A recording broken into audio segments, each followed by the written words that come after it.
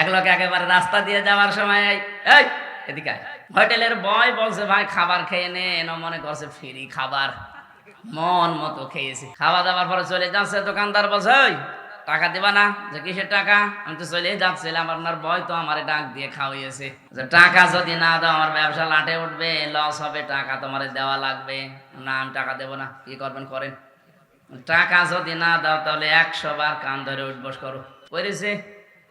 আচ্ছা কি অপমান মনে হয়? কিসের অপমান? আমার ব্যায়াম হচ্ছে। আচ্ছা এভাবে হবে না, তোরে জুতার মালা দিয়েছে, দিয়ে পুরা শহর ঘোরাচ্ছে। এই এবার অপমান মনে হয়? কিসের অপমান? আমার তো দাম বাড়ছে, পরিস্থিতি বাড়ছে, আপনি যা করবেন করেন, আমি টাকা দিতে পারবো না। আমার এই ছোট্ট একটা নাটিকা থেকে আমার মনে হয় এদেশের অনেকের চরিত্র এখন এই মরিয়ে যাবে, তাও চেয়ার ছাড়বে না।